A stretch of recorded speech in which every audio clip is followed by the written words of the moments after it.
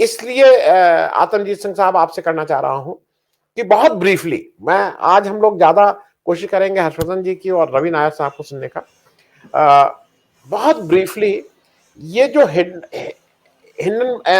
Hindenburg की जो report आई और उसके बाद जो कल मार्केट गिरी है, तो क्या आपको लग रहा है कि मामला यहां पे रुक गया है कि ये अभी सिर्फ एक छोटा ब्रेक हुआ है? क्योंकि सर्किट ब्रेकर लगे थे। मैं अपने दर्शकों को भी बता दूं, बहुत से लोग कह रहे हैं कि 18% गिरा है। गिरा नहीं, इससे ज्यादा गिर नहीं सकता था। सर्किट ब्रेकर लगता है कि अगर आप एक दिन करेंगे तो ट्रेडिंग बंद हो जाती है। तो एक बहुत ब्रीफ, आतंजीत सिंह साहब आप इंट्रोड्यूस कर दीजिए सब्जेक्ट को, फिर मैं रवि नायर साहब और हर्षवर्धन जी को लेता हूं। ये जो हिंडनबर्ग की रिपोर्ट है वो इस विषय पे थी कि हिंडनबर्ग खुद भी एक रिसर्च एनालिसिस कंपनी है और स्टॉक मार्केट्स में भी ऑपरेट करती है। तो उन्होंने ये कहा कि हमारी जो रिसर्च है वो ये कहती है कि जो अदानी का शेयर है वो बहुत ज़्यादा जो है वो उसका जो प्राइस अर्निंग रेशियो है वो कम है, जबकि उसकी वैल्यूएशन बहुत ज़्यादा है, ओवर वैल्यूड शेयर है। और उनका अनुमान है कि ये शेयर अब गिरेगा। तो इसलिए उन्होंने शॉर्ट कहा कि हमारी जो ट्रेडिंग कंपनी है उसने वो शॉर्ट कॉल दी है। 7 पब्लिक लिस्टेड कंपनीज हैं अदानी की 9 में से। पीछे उन्होंने अंबुजा एसीसी भी टेक ओवर की थी, आपको याद हो। क्राइसलर और सिटी बैंक ने 40,000 करोड़ का ये टेक ओवर भी उनको किया था। हिमाचल में अभी करंट में आपने देखा, जब सुखविंदर सुक्खू की सरकार आई तो उसमें ट्रकर्स की एक हड़ताल शुरू हो गई कि अंबुजा और एसीसी के सीमेंट के लिए हमको सिर्फ 5 रुपए 6 रुपए किलोमीटर दिया जाता है, जबकि हमारा खर्चा 11 साढ़े 11 रुपए किलोमीटर है। तो उन्होंने वहाँ फैक्ट्री बंद कर दी कि हमें ट्रांसपोर्टेशन करना ही नहीं है, हम 500 ट्रक से ज़्यादा ऑपरेट ही नहीं करेंगे, जबकि 3,000 ट्रक वहाँ चलते थे। तो ये जो मोनोपोली सिचुएशन ये बनाते हैं और आर्म ट्विस्टिंग का मेथड है, उससे खैर वो अलग विषय है। जो हिंडनबर्ग है उनमें उन्होंने ये कहा कि ये इशू जो है बहुत ओवरवैल्यूड है और इसमें क्योंकि सेबी का एक रूल है जिसमें कहा जाता है कि 25% जो है वो फ्री फ्लोट होना चाहिए और 75% ही इक्विटी जो है वो आपको प्रमोटर्स के पास हो सकती है।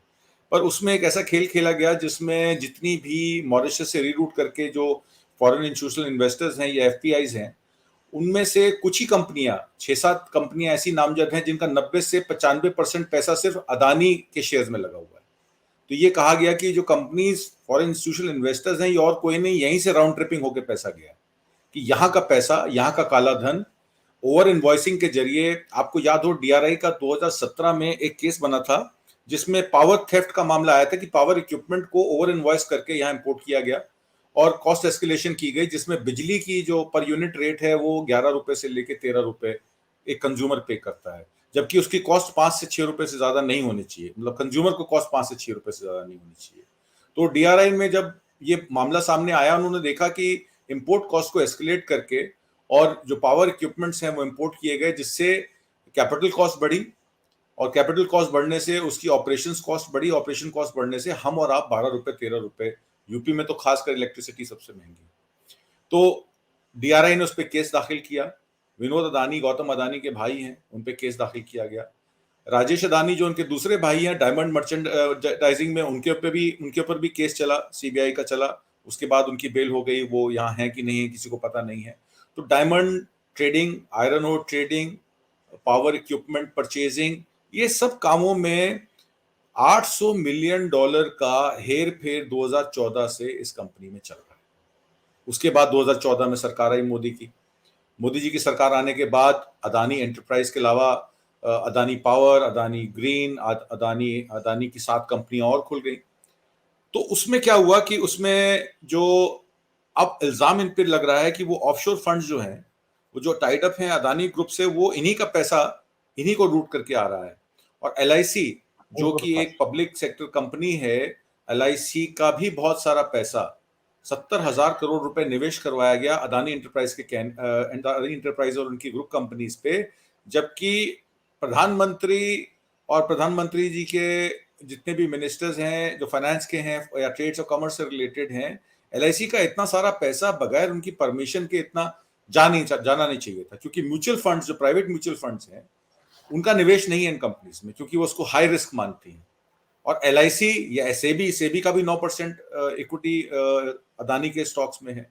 तो जब ये शेयर गिरा कल जब आपने लगा बताया कि विल्मर और पावर का 5% का सर्किट ब्रेकर लगा, एंटरप्राइज और बाकी कंपनीज का 18% जब गिरा, तो 16,000 से 18,000 करोड़ का नुकसान एलआईसी का भी हो गया।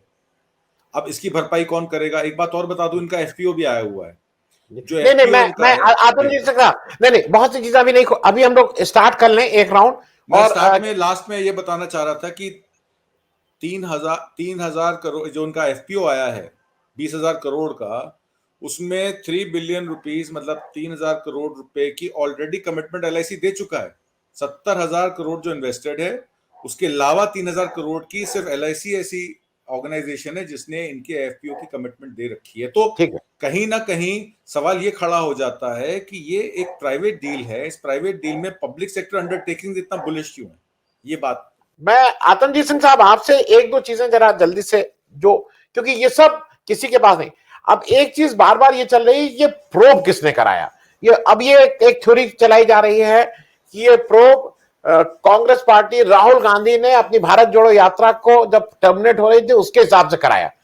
अब मुझे ये बताइए कि अगर प्रोब कराया नहीं कराया, प्रोब में जो निकला वो कहीं सही है कि नहीं है, वो ज्यादा इंपॉर्टेंट है कि प्रोब किसने कराया ज्यादा इंपॉर्टेंट है? एक तो ये आपसे पूछो, क्योंकि चोरी पकड़ी गई, तो अब चोरी पकड़ी गई तो अब आप ये कह रहे हैं किसने कराया, क्यों कराया? दूसरा जरा मैं आपसे एक चीज और पूछ लूं, क्योंकि उसमें एक बहुत इंपॉर्टेंट चीज और है। एक एक सीए की फर्म जो उनका इंटरनल ऑडिटर है, वो बहुत यंग बच्चे तो अब क्या बोले, मतलब यंग लोग हैं, 27 साल, 24 साल, 26 साल, 30 साल, इस उम्र के लोग, उनके अडानी एंटरप्राइजेस जो उनका सबसे बड़ा फ्लैगशिप कंपनी है, उसके इंटरनल ऑडिटर्स हैं। और वो जो आपने देखा है उसके दरवाजे दरवाजे अब तो सब जगह दिख रहा है कितना बड़ा ऑफिस है, क्या है। मैं इन दोनों चीजों पे आप कहूंगा, क्या ये इंपॉर्टेंट है कि किसने प्रोब कराई, या ये इंपॉर्टेंट है कि प्रोब का रिजल्ट क्या है? और ये जरा सीए वाली बात पे अगर आप कुछ बता सकें। ये जाहिर सी बात है कि जो प्रोब हुई है वो सही है। सही इसलिए भी है कि उसकी हिस्ट्री है। जैसे रवि नायर साहब ने बोला कि 5 फंड्स के इन्होंने नाम लिए, LTS, Asia investment, Abula, Vespara, Cresta, Elara. अब एलारा का 97.95% फंड जो है इन्वेस्टेड है अदानी एंटरप्राइजेस में, क्रेस्टा का 97.7, अबूला 95.4, वेस्पारा 99.4, एशिया इन्वेस्टमेंट कॉर्प 99.2, एलटीएस 97.3, एपीएमएस 96.9। और ये एफपीआई जो हैं, ये सिर्फ अदानी की कंपनी में इन्वेस्टेड नहीं थे, ये विंसम डायमंड्स, जतिन मेहता जो भाग गए यहां से, उनके ऊपर $900 मिलियन का कर्जा है, ये उसमें भी इन्वेस्टेड है। अब उनकी जो बेटी है वो विनोद अदानी के बेटे से ब्याही है। तो ये तो मौसी वाली बात हो गई कि प्रधानमंत्री मोदी मौसी हैं और वो कहते हैं हमारा लड़का तो ठीक है, शराब पी लेता है, जुआ खेल लेता है, सब कुछ कर लेता है, पर लड़का हमारा बहुत अच्छा है। तो ये बात निकल के आती है। दूसरी बात मैं आपसे ये कहूंगा कि ये जो गेम है, जैसे क्रेस्टा और अल्बुला का उन्होंने नाम लिया, आइडेंटिकली इन्होंने 6.86% रुचि सोया में भी खरीदा था। रुचि सोया का क्या हुआ? वो रुचि सोया जो कंपनी थी वो दिवालिया घोषित हो गई, उसको 50% डिस्काउंट पे बैंक से किसको दे दिया गया? पतंजलि के रामदेव, बाबा रामदेव को दे दिया गया। इनमें एक नाम मैं और जोड़ दूं, संदेशियाज। संदेशियाज बायोटेक जो थी, वो ही यही एफपीआई जो थी, उन्होंने संदेशिया में भी पैसा लगाया, वो यहां से भाग गए।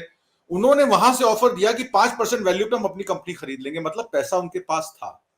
वो पैसा राउंड ट्रिपिंग से यहां आता है, यहां की स्लेट क्लीन की जाती है, फाइनेंशियल्स बनाए जाते हैं, बैंकों में वही शेयर्स गिरवी रख के पैसा लिया जाता है, और जब उनकी पोल खुलने वाली होती है वो बाहर भाग जाते हैं, वो लंदन भाग जाते हैं, वो विदेशों में भाग जाते हैं, और वहां से फिर ऑफर देते हैं कि हम इसको बस 10% देके, 15% देके, 20% देके कंपनियों को खरीद लेंगे। ये एक इनका मॉडस ऑपरेंडी जिसको कह सकते हैं, ये इनका मॉडस ऑपरेंडी है। और सेबी इन्वेस्टिगेशन की जहां रवि नायर साहब ने बात की, 2017 से 14 अदानी प्राइवेट एंटिटीज पे ये इन्वेस्टिगेशन चालू हुई थी, केतन पारेख पकड़े गए थे।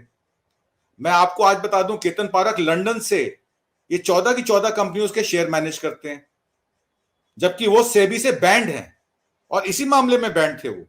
और जो उनके मुंद्रा पोर्ट का ऑपरेशंस है, वो जब इन्होंने, केतन पारेख ने इनके शेयर की वैल्यू बढ़ा दी, अदानी ने जवाब लिखा सेबी से, जब सेबी ने जब सवाल पूछा उनसे, तो उन्होंने जवाब ये लिखा कि केतन पारेख का इस्तेमाल हमने ऑपरेशंस ऑफ मुद्रा पोर्ट के करने के लिए किया, मतलब कि लेजिटिमाइट कर दिया कि मैनिपुलेशंस जो हैं, वो जितना भी उनका जो शेयर प्राइस को जो बढ़ाया गया, वो पैसा हमने मुद्रा पोर्ट में लगा के मुद्रा पोर्ट को बनाया, मतलब एक गलत काम को सही बताने की कोशिश की। ये अदानी का रिप्लाई है सेबी को। अब वो कितना लीगल है या कहाँ किस कोर्ट में उसका सवाल किया जाएगा, ये तो बहुत बड़ी बात है। एक बात मैं और कह दूं जो डिस्कस नहीं हुई यहाँ पे, जो उस रिपोर्ट में है कि विनोद अदानी ने मॉरिशस एंटिटी अपनी प्राइवेट एंटिटी से $253 मिलियन का बिलियन डॉलर का लोन प्राइवेट अदानी एंटिटी को दिया। अदानी ने वो पैसा अदानी एंटरप्राइज में लगाया और वहां से वो पैसा घूम घमा के $138 मिलियन उन्होंने डायरेक्ट सिंगापुर कंपनी में दे दिया जो विनोद अदानी की है। मतलब विनोद अदानी अपनी प्राइवेट इक्विटी से अदानी की प्राइवेट इक्विटी में पैसा भेजते हैं, उस प्राइवेट इक्विटी से पैसा अदानी एंटरप्राइज में जाता है और उस अदानी एंटरप्राइज से पैसा जो है वो दे दिया जाता है विनोद अदानी को वापस। किस लिए दिया जाता है इसके बारे में कोई खबर नहीं। अब जो आपने बात की शाह दुंधारिया, जो उनके चार्टर्ड अकाउंटेंट हैं और उनके इंडिपेंडेंट ऑडिटर हैं, उनके पास सिर्फ 11 एम्प्लॉइज हैं और 4 पार्टनर्स हैं। टोटल ट्रांजैक्शंस वो 578 सब्सिडरीज गिनी जाती हैं जो लिस्टेड सब्सिडरीज हैं अदानी एंटरप्राइज की टोटल ग्रुप की। उसमें 6025 रिलेटेड पार्टी ट्रांजैक्शंस हैं। 2022 के साल की सिर्फ बता रहा हूं मैं आपको, 6000 ट्रांजैक्शंस हैं उन 578 सब्सिडरीज की। वो 11 एम्प्लॉई जो एक 32,000 रुपए किराए के कमरे से ऑपरेट करते हैं यूएई में, उसको कैसे मैनेज करते हैं, इसका सवाल का जवाब आपको यहीं से क्लियर हो जाता है। तो जहां तक सेबी का सवाल है, जहां तक वो राउंड ट्रिपिंग का सवाल है, जब फॉरेन हैंड की बात होती है, ये फॉरेन इंस्टीट्यूशनल इन्वेस्टर्स हैं, इन पे फॉरेन हैंड क्या है, ये राउंड ट्रिपिंग कहां से आ रही है, ये किसका पैसा है, ये सरकार का पैसा है, सरकार के लोगों का पैसा है, ये पब्लिक का पैसा है, ये पैसा वहां कहां से पहुंचता है और वहां से इन कंपनीज को कैसे फंड किया जाता है। जब ये बात की जाती है तो यहां सुरक्षा का मामला आ जाता है। वो कहते हैं जैसे राफेल के मामले में कह दिया कि आंतरिक सुरक्षा का मामला, इंटरनल सिक्योरिटी का मामला है, डील के हम नहीं बताएंगे। भाई जिससे आप 80 प्लेन या 800 प्लेन खरीद सकते थे, उससे आप 36 प्लेन खरीद रहे हैं। जो पैसा आपको कहीं और इस्तेमाल करना चाहिए उसको फिर नेशनल सिक्योरिटी पे ले आते हैं। तो मुझे जाहिर सी बात, अच्छा फिर एक बात और भी है, जैसे रवि नायर साहब ने कहा कि जो इक्विटी है इन प्राइवेट हैंड, जो फ्री फ्लोटिंग इन्वेस्टमेंट है, वो फ्री फ्लोट सिर्फ 1% से लेकर 5% मैक्सिमम है। किसी कंपनी में 1% है, किसी में 0.35% भी है और किसी में 5% है। तो शेयर गिरा कैसे? मजे की बात यह है कि अगर फ्री फ्लोट शेयर ही 1% 2% है तो इतना प्राइस गिरने कैसे दिया? इतना तो शेयर अगर अदानी छींक मारते तो इतने शेयर खरीद के उसको शेयर को बराबर कर देते। कहानी यह है कि नवंबर दिसंबर के महीने में 47,000 करोड़ रुपया जो फॉरेन इंस्टीट्यूशनल इन्वेस्टर्स हैं वो उन्होंने लगाया और जनवरी के महीने में 17,000 करोड़ रुपया उन्होंने निकाल लिया और निकालते जा रहे हैं। ये नॉर्मली हर साल आप देखेंगे नवंबर दिसंबर में फॉरेन इंस्टीट्यूशनल इन्वेस्टर्स इन्वेस्ट करते हैं और जनवरी फरवरी में अपनी बुक्स क्लियर करने के लिए वो पैसे को वहां से निकाल लेते हैं। तो क्योंकि फॉरेन इंस्टीट्यूशनल इन्वेस्टर्स के पास मैक्सिमम फ्री फ्लोट शेयर्स थे, उन्होंने बेचा, खरीदने वाला आगे खरीदार नहीं था। अगर खरीदार होता तो वो अपने एफपीओ को क्यों कहते कि भी 32, अब मान लीजिए अगर मंडे तक ये करेक्शन नहीं आती है, 3100 3,150 पे शेयर वापस नहीं आता है, तो 3211 रुपए की इनिशियल ऑफर है एफपीओ की, उसको इनको रीएडजस्ट करना पड़ेगा। अगर नहीं करेंगे और शेयर मान लीजिए जैसे कि किसी ने कहा कि शेयर और भी गिर सकता है, तो उसमें जैसे हमारे अकाउंट्स में क्या होता है, मार्क टू मार्केट होती है। अगर मान लीजिए मेरे पास 100 रुपए के मैंने बैंक से लोन लेके मैंने शेयर खरीद रखा है और शेयर को प्लेज कर रखा है, आज उस शेयर की वैल्यू अगर 80 रुपए रह गई तो मुझे तो बैंक से फोन आ जाता है कि भैया ये 20 रुपए जमा कराइए, नहीं तो शाम को हम इसको लिक्विडेट कर देते हैं। तो फिर जो बाकी के बैंक हैं उनको इमीडिएटली मंडे को मार्क टू मार्केट डिमांड कर लेनी चाहिए लोन की और अदानी को बता देना चाहिए कि अदानी इतने पैसे जमा करा दो, नहीं तो ये शेयर्स हम जो आपने शेयर्स प्लेज किए हम उनको मार्केट में बेच देंगे, नुकसान तो जो होगा सो होगा। तो क्या ये हालात बनेंगे? अगर ये हालात बने तो अदानी का तो वैसे ही खुल जाएगा पिटारा, पर क्या उनको कोई बचाएगा? उम्मीद मार्केट में लोगों को यह है कि कोई उनको बचाएगा, कोई फॉरेन हैंड, कोई इनविजिबल हैंड है जो उनको शायद बचा लेगा इस दुविधा से। ये आने वाला समय बताएगा। जी जी। सो क्लोजिंग इट, आतंकी सिंह साहब, एक बहुत जल्दी से आपका, कीर्ति आजाद जी ने आज एक स्टेटमेंट दिया है और this is the last question. वो कह रहे हैं कि ही सेज कि इट इज अल्टीमेटली अडानी जी इस देश को छोड़ के जैसे बाकी लोग चले गए वो चले जाएंगे। How real that thing is? देखिए, अदानी जी अगर इस देश को छोड़ के जाएंगे तो प्रधानमंत्री मोदी को भी इस देश को छोड़ के जाना पड़ेगा, आज नहीं तो कल।